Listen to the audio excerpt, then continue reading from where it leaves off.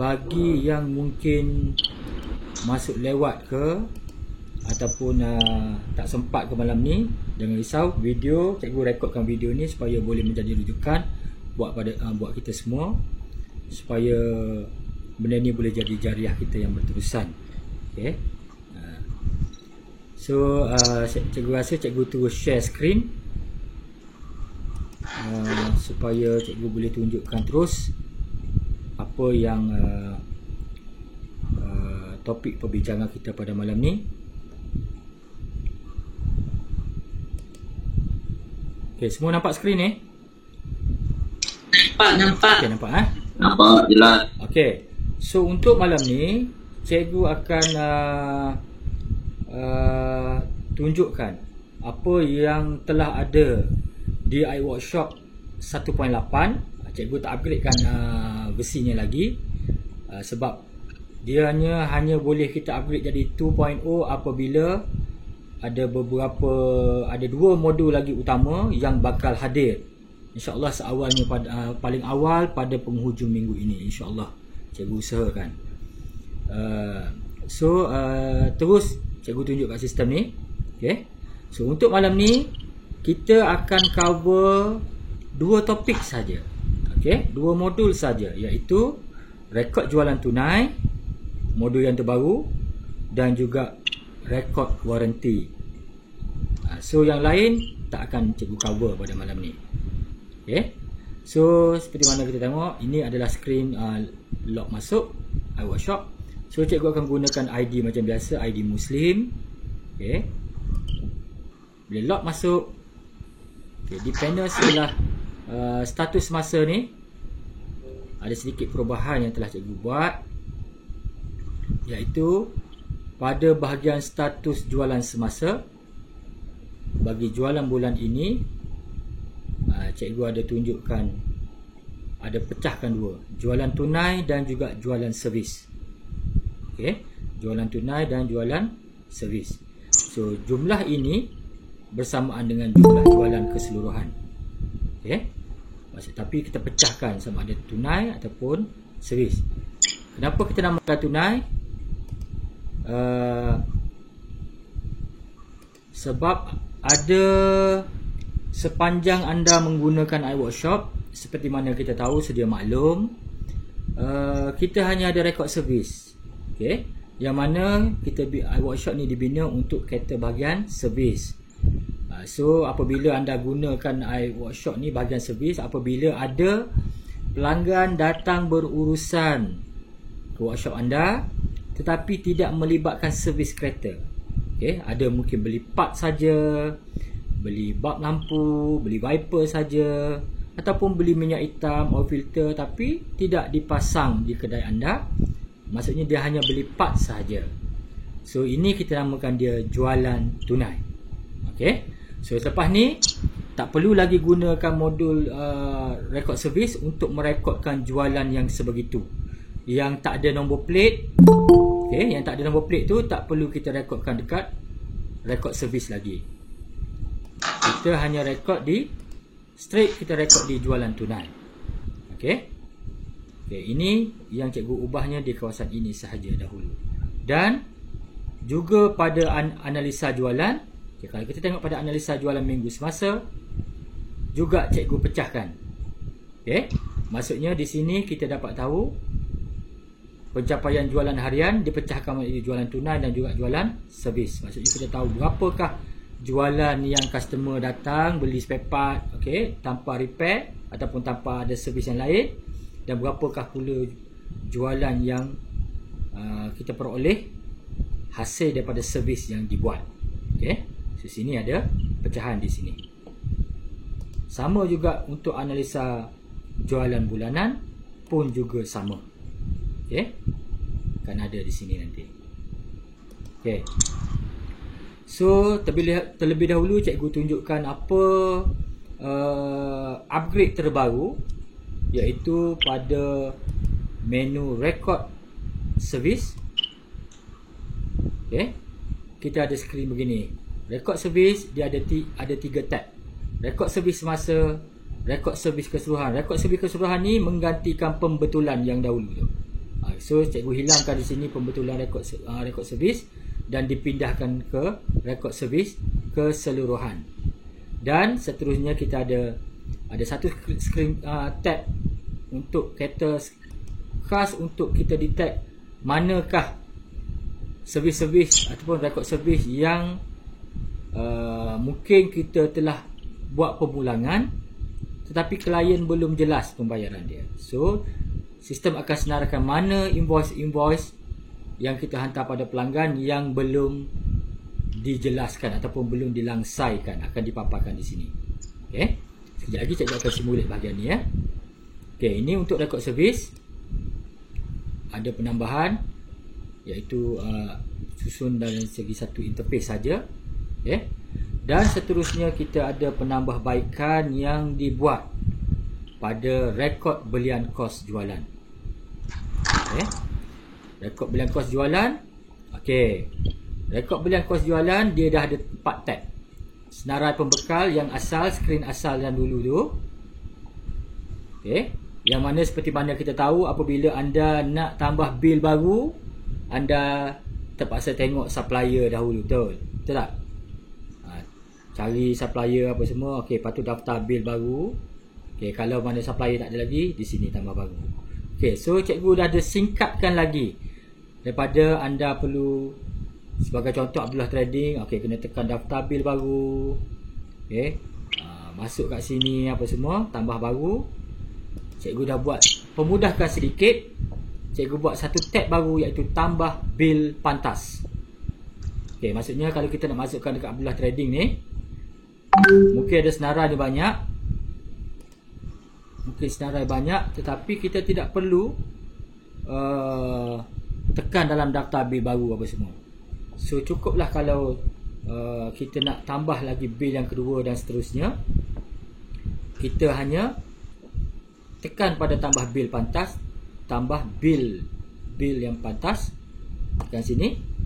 Dia terus ada interface begini. Terus masuk invoice berapa, tarikh bilnya bila, nombor invoice-nya dan pilihan pembekal. Automatik sistem akan senaraikan pemilihan pembekal. Kasim Baba, Abdullah ke. Okey, masukkan terus. Okey. Sekiranya yang ini cikgu bayangkan yang ini belum buat bayaran lagi. Okey, bil sepatutnya dijelaskan pada hari ni tapi kita belum bayar lagi. Contoh online transfer. Tekan saja tambah baru. Dia automatik. Apabila kita tambah bil pantas ni, kita dah masuk dari Kasim Baba. Kalau kita tengok dekat senarai pembekal ni, di bawah Abdullah Trading ni, dah masuk dah yang kita masukkan tadi ni. Dia automatik masuk ke sini. Ataupun dia akan terus dipaparkan di bahagian senarai keseluruhan. Okey. Yang ini senarai bil-bil yang kita terima daripada supplier. Kita masukkan semua, didaftarkan.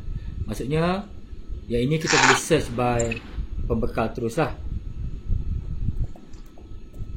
Okey. Abdullah. Okey, yang ini kita boleh search nanti.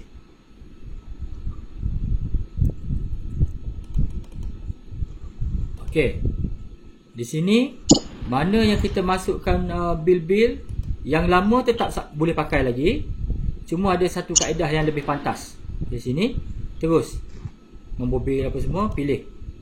Dan automatik dia akan masuk dekat senarai keseluruhan. Okey. Abdullah Trading. Okey. So, yang proses lain tambah stok baru semua sama. Okey.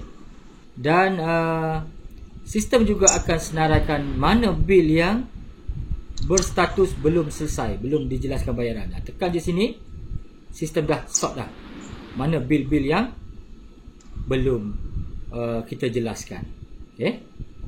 Ini antara penambahbaikan pada rekod belian kos jualan. Okey. Setakat tu boleh hadam? Boleh terima? Boleh. Okey, boleh ya.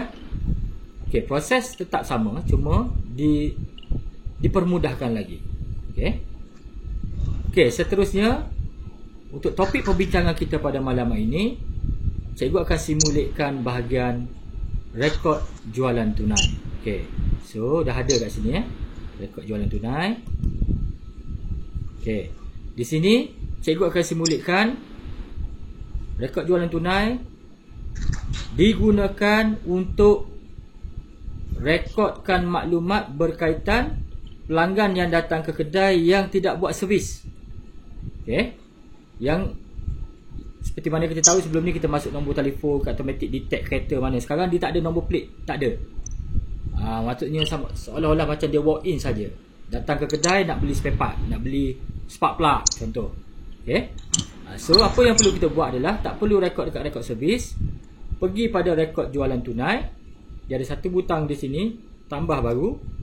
Sama je. Okey, dia default dia akan tulis tunai. Okey, so nombor telefon, masukkan nombor telefon pelanggan. Sebab kita nak WhatsApp receipt. Okey, nombor telefon masukkan. Yang lain sama. Tak payah isi lagi. Tekan simpan. Okey, apabila kita telah tekan simpan, dia akan keluar begini. So apa perlu dibuat? Tekan pada senarai barang. Masukkanlah apa benda yang anda nak jual. Contoh cikgu buat kat sini spark plug. Okey, yang ni cikgu buat secara kaedah semi auto. Kuantiti satu set, harga modal katalah RM19. Harga anda jual kat pasaran mungkin harga RM45 contoh. Tekan tambah baru macam biasa. Cak upah pun sama macam biasa. Okey, di sini cikgu nak simulate sekali harum dengan warranty. Okey, di sini katakanlah yang ini ada warranty. So apa perlu buat adalah pilih saja pembekal mana. Katalah Kasim Baba. Okey, warranty bila? Kata hari ini sampai 30 hari bulan. Contoh. Okey, ini sampai 30 hari bulan. Tekan kemas kini. Okey. Kita dah berjaya masukkan maklumat warranty. Ada masuk maklumat warranty. Dan jangan lupa macam biasa kunci kiraan harga. Okey. So kembali ke rekod jualan tunai. Bila dah kembali sini, sistem dah tunjuk jumlah keseluruhan perlu bayar RM45. Okay, pelanggan belum buat bayaran lagi. So sini kalau anda perasan, tiada lagi butang servis, siap servis, dah tak ada. Sebab ini jualan tunai. Okey. Dan apa yang kita masukkan di sini tak akan keluar dekat panel interaktif yang bahagian bilangan kenderaan tu, tak akan keluar. Okey, tak akan keluar. Sebab ini adalah tunai, jualan tunai. Okay, so kita dah pilih dah barang. Harga pun kita dah keluarkan berapa.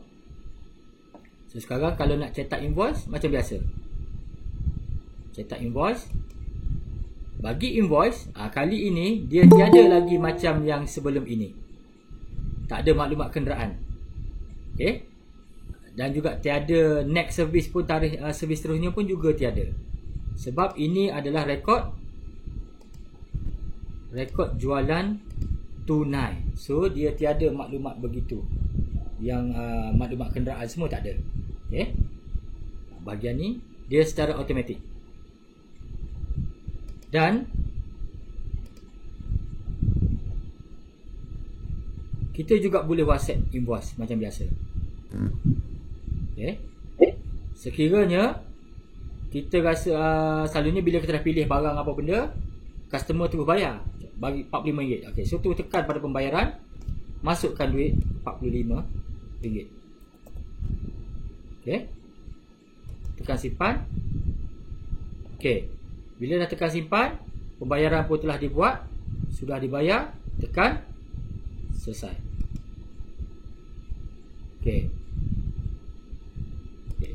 So tadi saya tertinggal tadi, bila kita dah tekan pembayaran telah dibuat, sebelum tekan selesai, kita boleh WhatsApp resit. Kalau kita cetak resit ni, resit juga sama. Dia tiada maklumat kenderaan, tiada maklumat servis seterusnya, mileage semua tak ada.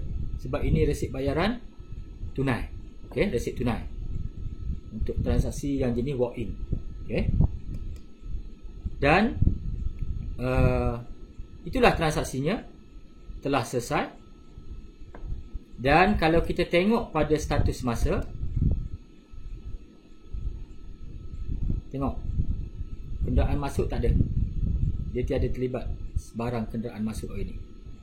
Okey, so dari segi jualan dah tulis dah. Segmen RM45 ni.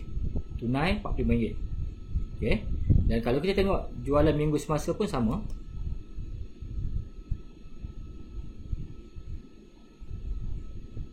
Okey. Sasaran jualan harian 3846.15. Pencapaian jualan hari ni RM45, iaitu dari segi jualan tunai, bukan jualan servis. Okey. RM45 tunai. Okey. Jualan bulanan pun sama. RM45. Okey. Setakat tu jelas? Jelas? Jelas. Okey, jelas Boleh jelas je, tapi ada nak tanya dia. Nanti dulu. Okey. Okey. Sekiranya sekarang benda ni dah masuk dekat rekod jualan tunai, dan rekod ini tidak bercampur dengan rekod servis. Dia tidak bercampur. Dia tiada kat sini. Okey. Sebab kalau perasan, cikgu dah tulis sini rekod jualan tunai, transaksi dia ni. Dekat transaksi ni dia dah tulis tunai. Okey. Transaksi daripada jualan walk-in. Okey. So sekarang apa yang kita buat tadi, kita tengok senarai barang dulu yang kita buat tadi. Untuk spark plug ni tadi, kita ada masukkan pembekal dia. Kasim Baba. Okey. Waranti mula, waranti tamat. Dekat mana dia akan nampak? Dia akan nampak dekat invoice pun nampak. Ni. Dan dekat receipt pun nampak. Yang ini. Setakat tu jelas?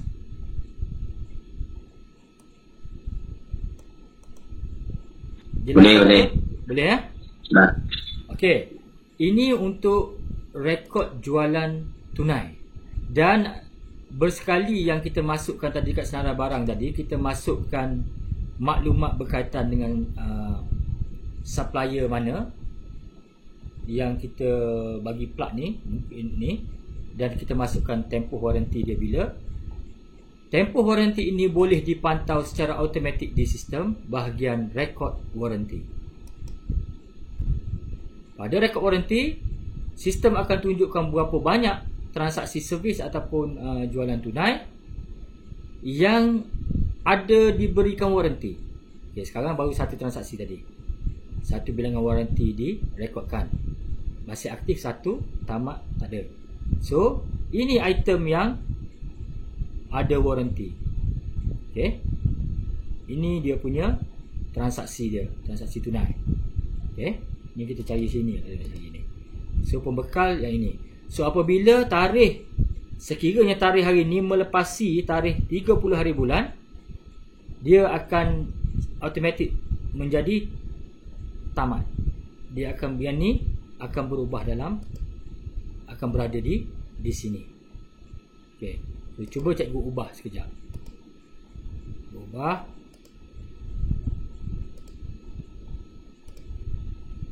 Cikgu ubah, katakanlah waranti dia pada 1 hari bulan, dia tamat pada 8 hari bulan. Okey. So, apa jadi? Dekat receipt dia tak sama, dia tunjuk ni. So, dekat rekod waranti ni nanti tamat. So dia tak ada dah senarai waranti aktif. Dia dah berada dalam tamat. Okay, setakat tu jelas?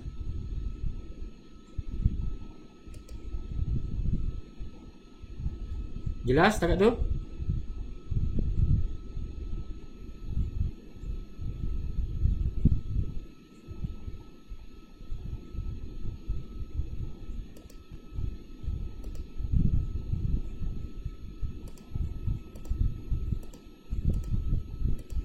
Okey. Sekarang Hafiz, apa Hafiz nak tanya tadi? Saya nak tanya cikgu. Okey. Kalau macam yang rekod tunai ni sebelum ni kita ada boleh isi nama kan. Macam mana kalau customer tu dia berulang, maknanya dia datang sekali lagi, contohlah sebulan dua dia datang sekali lagi, dia nak beli benda yang sama. Jadi kita nak tahu, dia kata mungkin ada kenaikan barang kan, tapi dia tahu rekod dia sebelum ni kita jual berapa dekat dia. Kita jual berapa dekat dia? Kalau yang sebelum ni you cari ya dekat rekod servis tadi. Sebelum ni pakai rekod servis kan? Tak, yang akan datang ni, Ni kalau yang cikgu dah update yang baru ni. Customer tu yang ada nombor plate kereta ke tak? Tak ada. Tak ada. Nombor telefon dia ada tak? Nombor telefon dia ada KIN lah. Okey. So, yang itu kemudian akan dipindahkan. Dipindahkan dalam bahagian rekod jualan tunai. Okay. Maknanya yang pentingnya sekarang ni kalau dia beli secara tunai, kita memang kena ambil nombor telefon dia lah. Ya.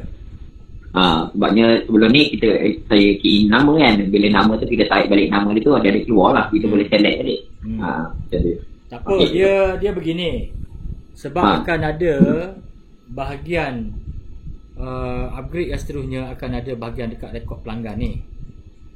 Dekat rekod pelanggan ni, dia akan ada kombinasi transaksi orang tu yang melalui rekod servis dengan tu. As long as nombor telefon dia ada, kita akan link. Okay? Kita akan link kat sini. Sekarang ni cikgu nak anda stop gunakan rekod servis tu untuk masukkan data yang jenis tak ada nombor plate ni. Okay? Boleh? Okay. Ada soalan lagi?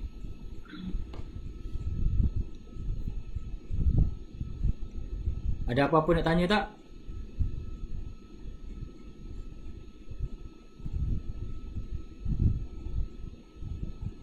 Okay. From time to time cikgu akan tambah baik ni. Ada beberapa lagi tempat yang cikgu nak tambah baik. Jualan tunai dan semasa ni cikgu akan jadikan lebih kurang macam yang ini. Dia kena ada begini. Cikgu akan buat macam ni. So lebih anda nampak lebih jelas. Okay. Dan juga pelaporan-pelaporan akan ada banyak lagi, analisa dia banyak-banyak lagi. Cuma sekarang ni cikgu nak anda stop dulu guna yang rekod servis bagi customer yang datang ke kedai tu, yang beli barang, mula gunakan modul rekod jualan tunai. Okay. Dan rekod servis ni hanya gunakan bagi pelanggan yang membawa kereta untuk diservis. Okay, kalau kita tengok dekat rekod servis, sebagai contoh panel interaktif YouTube ke, okay, dia yang ni pun cikgu akan ubah ni. Maksudnya dia hanya ada dia takkan ada dekat status servis ni. Maksudnya dia transaksi tadi bukan kereta. Dia bukan kereta. Maksudnya yang jenis customer datang tu, yang jenis menyinggah beli barang tu tidak termasuk dalam panel interaktif ni. Dia diasingkan terus. Okay. Cuma mana-mana yang melibatkan rekod servis kenderaan, dia akan papar dekat panel interaktif. Okay. So ada analisa-analisa ni, cikgu akan ubah dia punya business logic dia supaya tiada lagi nampak macam job sheet ni, panel job sheet pun dia takkan nampak yang bahagian rekod jualan tunai tadi. dia tak akan masuk kat sini. Maksudnya dia akan jadi masuk hari ni hanya untuk kenderaan saja. Rekod tunai tidak termasuk di sini. Okey. So cikgu akan buat skrin asing untuk tunai punya ni, supaya menjadi panduan untuk kita lebih mudah lah. Okey, saya rasa itu saja untuk malam ini. Ada apa-apa nak tanya ke? Ada apa-apa nak tanya? Cikgu, satu benda lah. Ya. Okey, kalau yang tengok panel interaktif tadi kan, kalau contoh ada kata kalau customer tu dia hantar kereta tapi kita tak buat pun lagi kereta dia tu, kita terus kena key in ke dalam rekod kereta yang masuk tu? Dia kalau dia hantar kereta, you kena key in. Key in terus. Walaupun kita buat dia tu lambat sikit lah. Mana barang dia apa semua 2-3 minggu baru kita buat kan. Tak apa, maksudnya kereta tu tetap ada dalam bengkel. Okay. Dia ada bengkel. Sebab kita nak track sebenarnya. Sebab kenapa kita buat begitu. Kalau anda perasan, dekat rekod servis ni, bila kita masuk tambah baru kenderaan, contoh cikgu buat tu WDM. Okay.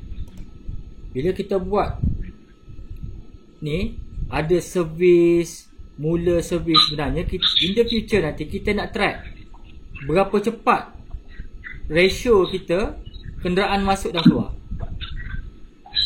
Faham tak? Daripada masuk kita register, mula servis sampai siap servis, berapa jangka masa dia. Sebab sistem akan boleh tunjuk pada anda, kadang-kadang anda buat 2-3 minggu tu berbaloi atau tidak. Faham? Sebab kita kena kira dari segi masa. Masa. Itu penting sebab ada servis apa semua. Kita nak tahu berapa yang sedang servis, ataupun yang masuk saja baru tapi belum kita touch. Sebab dalam kes macam Hafiz tadi, customer hantar kan, you tengok key in. You tengok key in. So nanti apabila you dah nak start servis, baru tekan servis.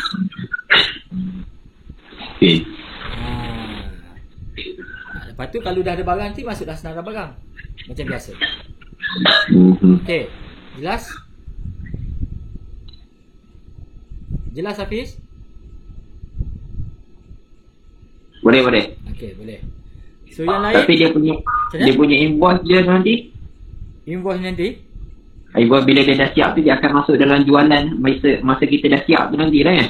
Contoh macam sekarang ni bulan 5, nanti kereta tu siap contoh awal bulan 6. Nanti dia akan masuk dalam jualan bulan 6 lah. Walaupun kita key in tu dalam bulan 5. Tak. Sale dia kena faham gini Hafiz. Sekarang ni, kalau you key in sekarang, katalah kereta hari ni, you key in hari ni dia kira sale tau. Sale hari ni tau. Okay. Yang siap bulan depan nanti, kalau itu you kena ubah lah tarikh dia. Okay. Kalau itu you ubah lah, backdate lah macam biasa lah. Backdate semua lah. Kalau you nak benda tu berada dalam bulan 6, buat macam tu lah. Okay. You key in tapi ubah dia punya. Sebab biasanya dia akan siap bulan akan datang. You nak bagi benda tu masuk sale bulan 6 kan? Ya. So ada dua pilihan. Tak payah key in, boleh. Tapi bagi saya didn't make sense lah. You tak tahu kereta ada berapa. Tak payah key in. Itu satu. Kedua, you key in.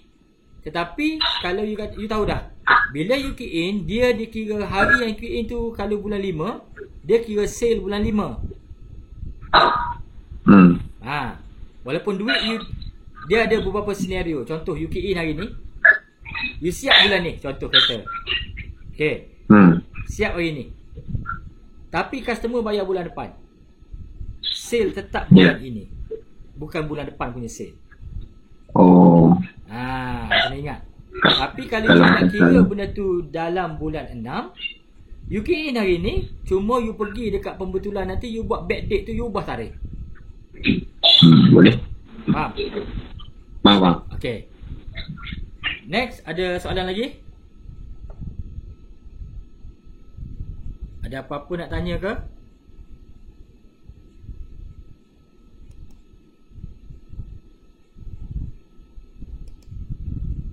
Kalau tak ada, saya harapkan anda semua gunakanlah fungsi baru yang ada dekat iWorkshop ni untuk perniagaan anda. Okey. Untuk makluman semua, ada beberapa fungsi yang cikgu bangunkan sekarang ni adalah hasil sumbangan idea bersama. Okey. Seperti mana kita tahu, ada rakan kita yang telah dijemput ilahi. Okey. Almarhum saudara Badrul Syahid. Okey, sebelum Ramadan tempoh hari. So antara idea yang beliau sumbangkan sebelum ni iaitu modul KPI mekanik. Itu adalah sumbangan idea daripada arwah Badrul. Okey. So saya banyak berhubung dengan almarhum, okey. Banyak berbincang dengan dia apa benda yang boleh diadakan untuk memberikan manfaat yang lain. Okey.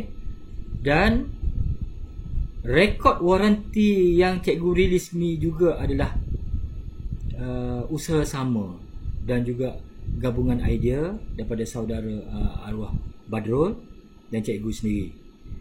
Cuma duka citanya tidak berkesempatan semasa hayatnya untuk cikgu rilis yang ni. Dan ada beberapa lagi dalam simpanan cikgu, idea-idea yang akan cikgu bangunkan. Sebab itu adalah salah satu antara permintaan daripada arwah Badrul untuk cikgu sempurnakan. Dan insyaAllah cikgu akan sempurnakan amanah tersebutlah. Dan diharapkan sedikit ilmu yang bermanfaat ini, cikgu anggap ini adalah apa yang arwah Badrul tinggalkan ini adalah sebagai jariah. Okey, jariah yang mana seperti mana kita tahu, jariah iaitu ilmu yang ditinggalkan ini akan berterusan mengalir buat dirinya. Perumpamaan dia adalah satu biji pokok menerbitkan 7 tangkai dan setiap tangkai 100 biji. Okay, itulah perumpamaan dia. So jariah ini akan berterusan selagi mana kita semua menggunakan dan lebih ramai lagi menggunakan iWorkshop, dan akan berterusan. Dan sebelum kita tamatkan sesi kita pada malam ni, cikgu rasa lebih baik